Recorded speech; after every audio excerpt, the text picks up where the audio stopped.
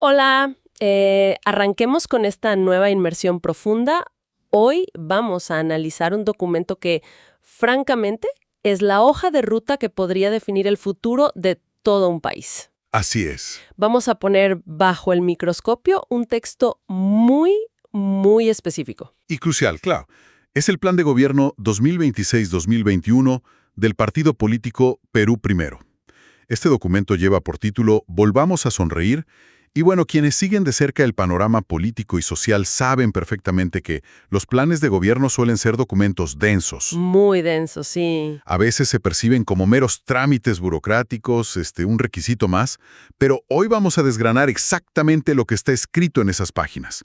Queremos entender no solo qué proponen, sino cómo ven la realidad actual, qué cifras manejan y cuál es el diagnóstico subyacente de la nación. Es un ejercicio fundamental. Y, a ver, el material que tenemos sobre la mesa hoy es sumamente rico en detalles y matices. No estamos hablando de discursos de plaza o de lemas de campaña. Para nada. Hablamos del documento técnico oficial presentado por la organización. Claro. Nuestras fuentes para el análisis de hoy incluyen los textos directos del plan, sus diagnósticos sociales, cuadros estadísticos precisos, listas de normativas recientes que el partido critica abiertamente y, por supuesto, las propuestas estructurales concretas que plantean. Es una radiografía integral. Y antes de entrar de lleno en esa radiografía, hay algo que es vital dejar absolutamente claro desde el minuto uno. El propósito de esta revisión es estrictamente informativo y analítico. Totalmente. No estamos tomando posturas políticas, no estamos apoyando ni criticando a esta organización política ni a sus rivales. Nuestro trabajo hoy es funcionar como una lupa, digamos, una herramienta que amplifique el material original con total imparcialidad. Todo esto para que quienes escuchan puedan procesar la información, contrastarla y sacar sus propias conclusiones. Exacto. Es poner la información sobre la mesa. Bueno, vamos a desempacar esto. El documento arranca con una sección de diagnóstico que, para ser honesta, es una lectura bastante cruda. Plantean que el Perú enfrenta un nivel crítico de desconfianza, corrupción e inseguridad. Pero hay un detalle en las primeras páginas que captura la atención de inmediato. Hacen una mención directa y muy contundente a la fragmentación y debilidad de los propios partidos políticos.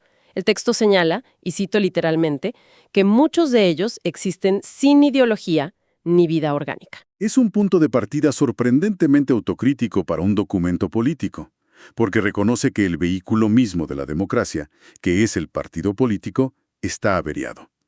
Si conectamos esto con el panorama general que plantea el documento, vemos que el plan argumenta que el Estado de Derecho se ha ido erosionando progresivamente. Y no lo ven como un accidente. Exactamente. No atribuyen esta erosión a un evento fortuito o a un desgaste natural. Lo atribuyen a modificaciones legales recientes y cambios constitucionales que, según su lectura, han priorizado intereses personales y de grupo por encima del bienestar común. Es decir, el diagnóstico no nos habla de una crisis de valores abstracta, nos habla de un debilitamiento sistemático y muy calculado de las instituciones a través de mecanismos legales. Y no se quedan en la abstracción, que es lo que hace que este análisis sea tan revelador para quienes nos escuchan. El documento presenta una lista muy detallada, casi como un pliego de cargos, de leyes específicas promulgadas recientemente que el plan critica de forma muy severa. Sí, son bien puntuales con eso. Mencionan normas como la Ley 3181, la Ley 32054 y la Ley 3258. Ver esas leyes listadas con sus respectivos impactos negativos según el partido muestra un nivel de escrutinio que rara vez se ve en un plan general. Es como si estuvieran señalando exactamente qué tornillos se aflojaron para desarmar la maquinaria institucional. Así es. Y vale la pena desglosar el impacto de estas normas exactamente como lo expone el documento, porque constituyen la base de su diagnóstico de impunidad. Empecemos por la Ley 3181. El texto señala que esta norma eliminó la obligatoriedad de las elecciones primarias. Las famosas PASO. Exacto, las PASO. Primarias, abiertas, simultáneas y obligatorias. Según el Plan de Perú Primero, quitar este filtro debilita profundamente la legitimidad de las autoridades elegidas, favorece que el poder se concentre en las cúpulas cerradas de los partidos y reduce drásticamente la transparencia del proceso electoral. Claro, porque si la ciudadanía no participa en elegir quiénes van a ser los candidatos, el menú electoral ya llega prefabricado por unos pocos. Es una desconexión total desde el inicio. Y luego mencionan la Ley 30-2054, que tiene un matiz penal bastante delicado. Un matiz muy delicado. Esa ley excluye a los partidos políticos de responsabilidad penal. El plan argumenta que esto es un retroceso vital porque fomenta directamente un clima de impunidad. Porque nadie responde por los fondos. Exactamente. Si una organización política no puede ser procesada por actos de corrupción o lavado de activos en su conjunto, el incentivo para mantener la transparencia financiera desaparece, lo que a su vez lleva a una profunda apatía electoral. El ciudadano siente que las reglas simplemente no aplican a la clase política. ¿Es que crea ciudadanos de primera y de segunda frente a la ley? Y finalmente, está la crítica a la Ley 32058, que elimina el requisito de alternancia de género en las listas electorales. El documento es tajante al afirmar que esto disminuye las oportunidades para una representación equitativa y aumenta la brecha de género en la toma de decisiones. Un retroceso en toda regla, según ellos. En conjunto, el diagnóstico concluye que este marco normativo no es un accidente, sino un ecosistema legal que aleja a la ciudadanía del sistema y refuerza la desconfianza crónica. Es una lectura implacable del entorno legal. Nos pinta un escenario donde la cancha está inclinada. Pero a ver, esa desconfianza institucional no ocurre en el vacío. Tiene repercusiones directas en la vida diaria. Y aquí es donde se pone realmente interesante. Sí. Porque el documento hace una transición hacia los números fríos, hacia la dimensión social y ambiental, y las cifras que utilizan golpean duro. Citan al INEI, el Instituto Nacional de Estadística e Informática, para señalar que la pobreza monetaria alcanzó un 27.6% en el año 2024. Es altísimo. Detengámonos a pensar en esa cifra por un segundo. Estamos hablando de que casi 3 de cada 10 personas en el país no tienen los ingresos suficientes para cubrir una canasta básica de consumo. Yo me quedé asombrada. Es un nivel de vulnerabilidad tremendo. Es una cifra que refleja una fractura real en el tejido social. Y el documento entiende que la pobreza monetaria nunca viene sola, siempre está acompañada de carencias estructurales. Por ejemplo, en el ámbito de la educación. El plan destaca una estadística profundamente preocupante, un 12% de deserción escolar. 12%. Y concentrada específicamente en zonas rurales. Pero no se limitan a dar el número. El diagnóstico intenta explicar el porqué, señalando una falta de pertinencia cultural en el servicio educativo. Es decir, el sistema falla porque intenta aplicar un modelo urbano y estandarizado en comunidades rurales que tienen realidades, lenguajes y necesidades completamente distintas. Y esa misma vulnerabilidad estructural de la que hablas se extiende como una sombra sobre el sector salud. Hay una parte del análisis que realmente te hace cuestionar cómo se sostiene el sistema. El documento revela que 7 de cada 10 personas no estarían recibiendo los servicios de salud que necesitan. Es una tasa de exclusión del 70%. Y el diagnóstico hace un trabajo muy minucioso al explicar la mecánica detrás de ese colapso. Describen un fenómeno de efecto dominó clarísimo.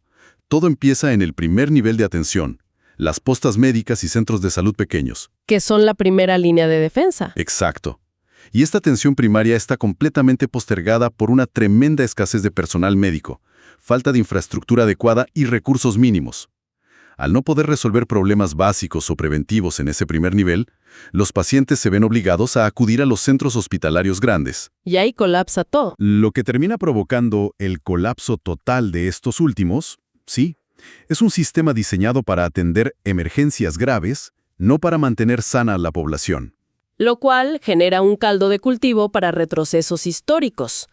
El plan levanta una alerta roja sobre el retorno de enfermedades infecciosas como la malaria, que en algún momento de la historia reciente se consideraron bajo control. Y lo más duro es que mencionan que esto coexiste con problemas crónicos severos que simplemente no ceden, como la anemia infantil y la desnutrición crónica. Es preocupante. Es luchar contra fantasmas del pasado mientras no se pueden resolver los problemas del presente. Y dentro de todo este panorama social, el texto hace un énfasis muy particular en ciertas poblaciones vulnerables que a menudo quedan invisibilizadas en los promedios nacionales. Efectivamente, la invisibilidad estadística es un tema central en su diagnóstico. Por ejemplo, al abordar la situación de la población afroperuana, el documento denuncia una ausencia de datos raciales sistemáticos. Esto es fundamental en políticas públicas. Lo que no se mide no existe para el Estado. Totalmente. Sin datos, no se pueden diseñar programas para combatir la infraestructura social insuficiente o las barreras culturales que enfrentan. De igual manera, cuando el texto menciona a los pueblos indígenas u originarios, la advertencia sube de tono. Señalan que sus medios de vida tradicionales están bajo amenaza inminente. Por varios frentes, me imagino.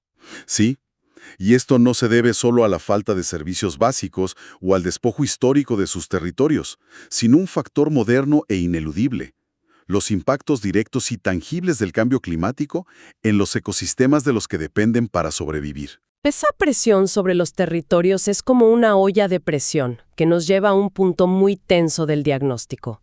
El documento introduce un dato que ilustra perfectamente el nivel de fricción en el país.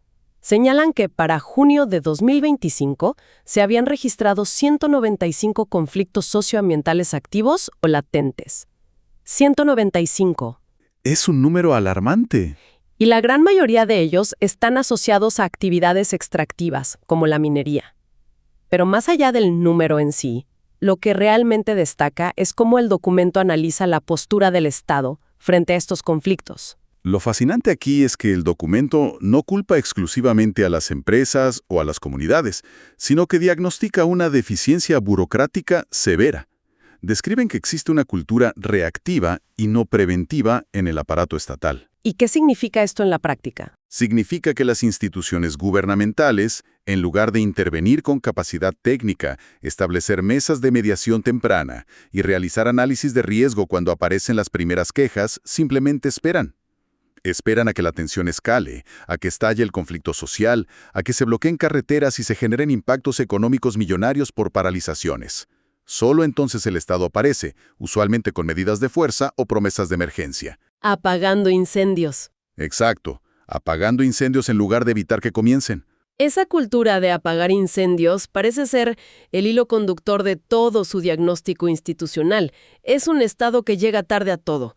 Llega tarde a la educación rural, a la salud primaria, a los conflictos ambientales.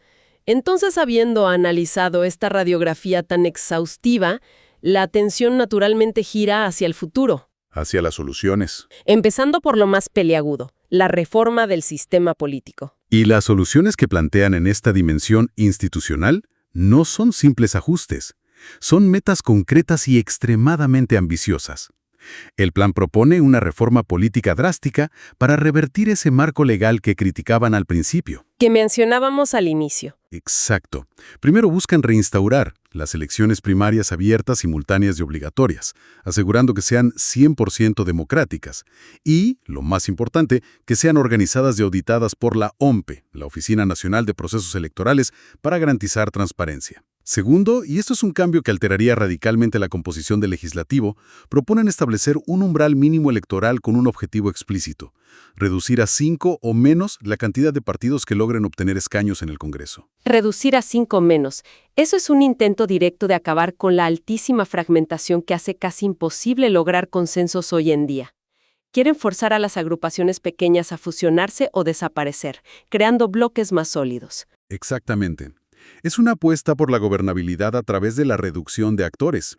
Y la tercera gran propuesta en esta línea es combatir el transfugismo, que es la práctica donde los legisladores cambian de partido una vez que ya han sido electos, traicionando el voto popular. El plan se pone una meta numérica muy dura: reducir esta práctica a menos del 5%.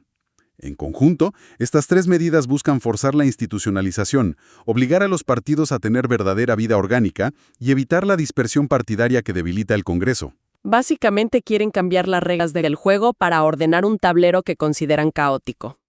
Pero claro, tener un mejor Congreso no garantiza que los hospitales funcionen.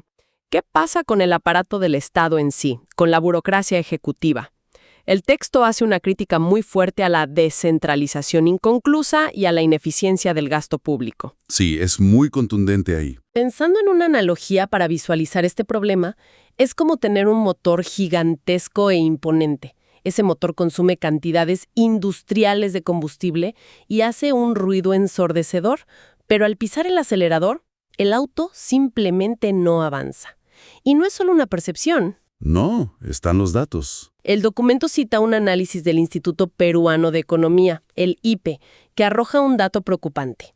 El costo de mantener esta gran burocracia estatal sigue creciendo a un ritmo mucho más rápido que las propias fuentes de financiamiento o la recaudación tributaria del país.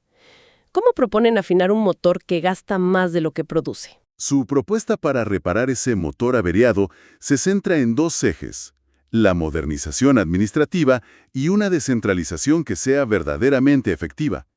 El plan argumenta que actualmente la enorme heterogeneidad de los regímenes laborales dentro del Estado fragmenta la gestión y fomenta el desorden. Por lo tanto, proponen una medida que suena técnica pero es profundamente transformadora: profesionalizar el servicio civil e instaurar una meritocracia real en la función pública. Para que no dependa del favor político. Exacto. El objetivo es terminar con esa constante rotación de personal basada en favores políticos, la cual rompe la memoria institucional y la continuidad de las políticas públicas cada vez que cambia un ministro o un alcalde. Claro, necesitan funcionarios de carrera, técnicos que permanezcan independientemente del color político del gobierno de turno. Así es. Y en cuanto a la transparencia y la lucha contra la corrupción, plantean centralizar ciertas herramientas tecnológicas clave desde la PCM, la Presidencia del Consejo de Ministros. Específicamente, el documento detalla la creación de plataformas digitales de seguimiento gubernamental y el establecimiento de mecanismos de rendición pública que sean descentralizados y verdaderamente participativos. La idea central aquí es democratizar la vigilancia, que la fiscalización no dependa únicamente de las entidades de control tradicionales, que muchas veces están rebasadas, sino de la propia ciudadanía. De su teléfono o computadora, rastreando en qué se gasta cada centavo en su región. Ahora, un plan de gobierno integral no solo vive de reformas a las leyes electorales o de modernizar oficinas gubernamentales. Eventualmente tiene que tocar el terreno más sensible de todos: el bolsillo ciudadano, la infraestructura y la economía del día a día. Así es. Y hay un tema que el documento aborda directamente y que siempre genera un debate intenso. Estamos hablando del sistema de pensiones. Es muy revelador notar cómo el texto reparte críticas severas en ambas direcciones sin casarse con el modelo privado ni con el estatal. Ese es uno de los puntos más analíticos del documento. Por un lado, lanzan una crítica frontal al sistema privado administrado por las AFP. Señalan como una inconsistencia grave las altísimas comisiones que estas administradoras cobran y las millonarias utilidades que generan año tras año, en un marcado y doloroso contraste con las pensiones excesivamente bajas que terminan recibiendo la gran mayoría de los afiliados al momento de jubilarse. Totalmente. Pero por otro lado, el plan no ofrece al Sistema Nacional, la ONP, como la panacea. De hecho, subrayan una falla estructural devastadora del sistema público. Muchos aportantes se quedan sin derecho a recibir pensión alguna, perdiendo todos sus aportes de años simplemente por no lograr cumplir con la barrera rígida de los 20 años mínimos de aportación. Y en una economía con altísimos niveles de informalidad laboral, donde la gente entra y sale del empleo formal constantemente, exigir 20 años ininterrumpidos de aportes es prácticamente condenar a millones a la desprotección en la vejez. Exacto. Es un enfoque dual muy crítico. Pero claro, para plantear cualquier reforma previsional o social profunda, se necesita algo fundamental: dinero, recursos frescos. Y es ahí donde el plan conecta lo social con la urgencia económica. En la dimensión productiva, el documento establece metas de atracción de capital a gran escala. Específicamente, proponen atraer $10,000 millones en inversión extranjera nueva. Además, plantean acelerar la ejecución de 5 grandes proyectos tipo Greenfield. Que son proyectos desde cero. Es decir, proyectos de infraestructura e inversión que parten completamente desde cero, enfocados primordialmente en los sectores de minería e hidrocarburos. Esa es una inyección de capital masiva. Sin embargo, me pareció notar que en medio de todo este optimismo por la gran inversión privada, el plan hace una pausa para lanzar una advertencia muy seria sobre el manejo fiscal del Estado. Efectivamente, el documento emite una advertencia clara sobre la estabilidad macroeconómica y apunta directamente a la incertidumbre que genera la situación financiera de la empresa estatal Petroperú. El plan la considera un activo crítico nacional, pero subraya que su gestión financiera y operativa debe solucionarse de manera urgente y definitiva para evitar que sus problemas de deuda terminen arrastrando la calificación crediticia o afectando la economía general del país. Es un reconocimiento de que las cuentas fiscales tienen un límite. Es un equilibrio muy delicado. Y mientras hablan de miles de millones de dólares en inversiones mineras y reestructuraciones corporativas, el plan también tiene la obligación de aterrizar estas grandes cifras en propuestas sociales urgentes. Por supuesto. En el ámbito de la educación que mencionamos antes con ese 12% de deserción rural, el plan propone fortalecer y expandir el programa Juntos. El objetivo es inyectar incentivos directos para asegurar la continuidad de los estudiantes de secundaria que se encuentran en situación de pobreza. Es una medida directa. Y en el terreno de la infraestructura urbana, introducen un concepto interesante llamado vivienda sostenible. La idea es enfocar la implementación masiva de programas habitacionales sociales, no en la capital, sino en ciudades intermedias, en un intento por frenar el asfixiante centralismo y desarrollar nuevos polos económicos. Y para cerrar esta sección de propuestas ciudadanas y realmente dimensionar la magnitud de los retos de infraestructura básica que enfrenta el país, el documento incluye un dato que, francamente, te deja sin palabras. Señalan que en la actualidad el 25% de los hogares en el país, lo que equivale a unos 3.6 millones de hogares, todavía dependen de la leña o el estiércol como combustible primario para cocinar a diario. 3.6 millones de hogares. Es una cifra que parece de otro siglo. Y las implicaciones son profundas.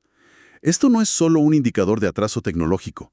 Genera problemas gravísimos de salud pública, específicamente enfermedades respiratorias crónicas debido a la constante inhalación de humo tóxico en espacios cerrados, afectando desproporcionadamente a mujeres y niños. Refleja lo que los especialistas llaman una profunda pobreza energética. Es alarmante. Por ello, el plan subraya como una necesidad imperativa impulsar una transición energética real, que vaya de la mano con una expansión agresiva de la cobertura de infraestructura básica, como redes de gas o electrificación confiable en las zonas rurales y periurbanas más alejadas. Pensar en esos 3.6 millones de hogares cocinando con leña, mientras al mismo tiempo el país busca atraer 10.000 millones de dólares en minería de alta tecnología, resume a la perfección las contradicciones de la nación. Entonces, ¿qué significa todo esto? Si damos un paso atrás y miramos el panorama completo de este análisis a fondo del plan de gobierno, volvamos a sonreír, nos encontramos con un contraste inmenso, casi vertiginoso. Un contraste muy fuerte, sí. Por un lado, tenemos un diagnóstico extremadamente crudo, frío y realista. Un país golpeado por la desconfianza ciudadana, con un tejido social fracturado por una pobreza monetaria alta, un sistema de salud que colapsa desde su primer nivel de atención y una burocracia ineficiente que actúa apagando incendios en lugar de prevenirlos.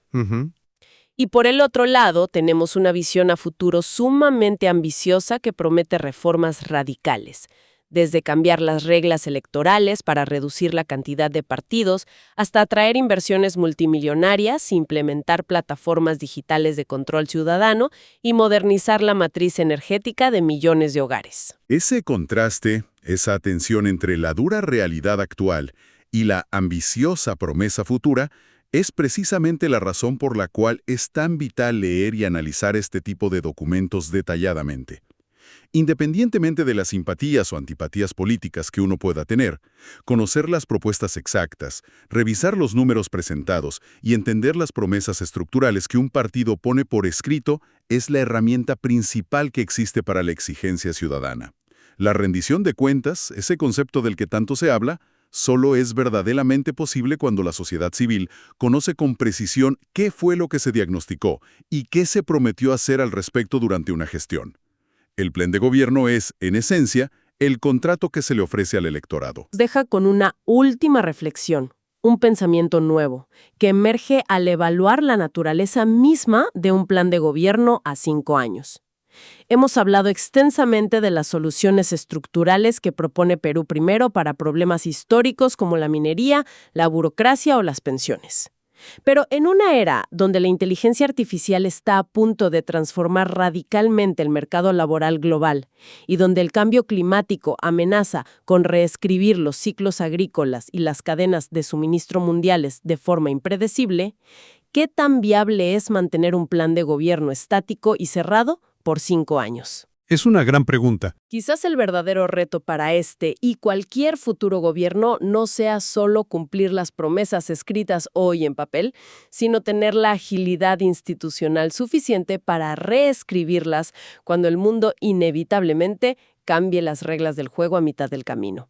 Es una interrogante fascinante para analizar y debatir para quienes nos escuchan. Muchas gracias por acompañarnos en este extenso recorrido analítico. Sigamos cuestionando, sigamos leyendo y, sobre todo, analizando a fondo las fuentes de información que construyen el debate público. Hasta la próxima.